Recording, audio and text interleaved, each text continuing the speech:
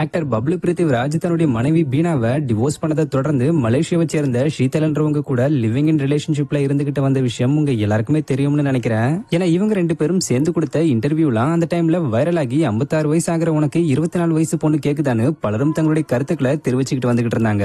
இதையெல்லாம் பெருசா எடுத்துக்காம ஆக்டர் பப்ளு பிரித்திவ்ராஜும் ஷீதலும் தொடர்ந்து லிவிங் இன் ரிலேஷன்ஷிப்ல சந்தோஷமா இருந்துகிட்டு வந்தாங்க. ஒரு கட்டத்துல இவங்க ரெண்டு பேரும் மேரேஜ் பண்ணிக்க போறாங்கன்ற மாதிரியான பேச்சுக்கெல்லாம் மடிப்பட்டது. பட் கொஞ்ச நாள்லயே ஷீதல் தன்னோட இன்ஸ்டாகிராம் பேஜ்ல இருந்து ஆக்டர் பப்ளு பிரித்திவ்ராஜ் கூட சேர்ந்து எடுத்துக்கிட்ட போட்டோஸ் எல்லாத்தையும் ரிமூவ் பண்ணி நானும் அவரும் பிரிஞ்சிட்டோம், இனி எனக்கும் அவருக்கும் எந்த ஒரு தொடர்பும் இல்லைன்னு நாசுக்கா தெரிவிச்சிருந்தாங்க.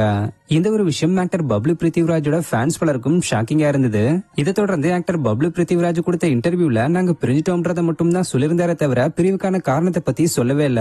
அதுக்கப்புறம் மணிமல் படத்தோட சக்சஸ் மீட்ல ஆக்டர் பப்ளு பிரித்திவ்ராஜும் ஷீதலும் ஒன்னா சேர்ந்து போனது மட்டும் இல்லாம அங்க சேர்ந்து எடுத்துக்கிட்ட போட்டோஸ் ஷீதல் ஷேர் பண்ணதுனால இவங்க திருப்பியும் சேர்ந்துட்டாங்களான்னு பலருக்கும் குழப்பம் ஏற்பட்டு கமெண்ட்ஸ்ல கேட்க ஆரம்பிக்க உடனே அந்த போட்டோஸை ஷீதல் ரிமூவ் பண்ணிருந்தாங்க.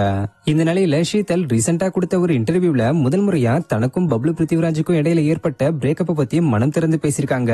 அதுல அவங்க என்ன சொல்லிருக்காங்கன்னா, நான் இதுக்கு முன்னாடி கொடுத்த பல இன்டர்வியூல வயசுன்றது வெறும் நம்பர் தான் சொல்லியிருந்தேன், இப்போ நான் அதை தான் சொல்றேன். பட் ஒருத்தரை பிடிச்சிருந்தா மட்டும் அவர் கூட இருங்க, பிடிக்கலனா உங்களை நீங்களே கஷ்டப்படுத்திக்கிட்டு இருக்காதீங்க. நானும் அவரும் எங்களுக்குள்ள இருக்கக்கூடிய பிரச்சனையை சரி செய்ய பலமுறை முயற்சி செஞ்சோம். ஆனா அதை பத்தி பேசி பேசி திருப்பியும் எங்களுக்குள்ள இருந்த விரிசல் அதிகமாயிட்டே போச்சே தவிர அது சரியா ஆவல. கடைசியில எனக்கு 2 ஆப்ஷன் தான் இருந்தது. ஒன்னு எல்லாத்தையும் பொறுத்துக்கிட்டு அவர் கூட சேர்ந்து வாழணும், இல்லனா அவரை விட்டு விலகி போயிடணும். நான் இதுக்கு மேல முடியாதுன்றதுனாலதான் அவரை விட்டு விலகிட்டேன். ஆக்சுவலா ஒரே வீட்டுல ஒன்னா வாழ்ந்துட்டு இவர் இல்லன்றத என்னால ஏத்துக்கவே முடியல. அவரை நான் ரொம்ப மிஸ் பண்ண, ஆனா வேற வழி இல்லன்றதுனால என்ன நானே சமாதானப்படுத்திக்கிட்டேன். இந்த சம்பவத்துக்கு அப்புறம் ஊருக்கு போய் அம்மா கூட இருந்தேன். இப்பதான் கொஞ்சம் கொஞ்சமா அந்த மன அழுத்தத்துல இருந்து மீண்டு வந்துகிட்டு இருக்கேன். அப்புறம் நான் பணத்தை வாங்கிக்கிட்டு தான் பப்ளு விட்டு பிரிஞ்சுதான் பலரும் பேசினாங்க. உண்மையிலேயே அப்படிலாம் எதுவுமே இல்ல, நான் எந்த பணத்தையும் வாங்கல. பெரிய முடிவு செஞ்சதும் அவர் எனக்காக வாங்கி கொடுத்த மோதிரம், பரிசு பொருட்கள் இப்படி எல்லாத்தையும் அவர்கிட்ட கொடுத்துட்டு தான் வந்தேன்னு ரொம்ப ஃபீல் பண்ணி பேசியிருக்காங்க.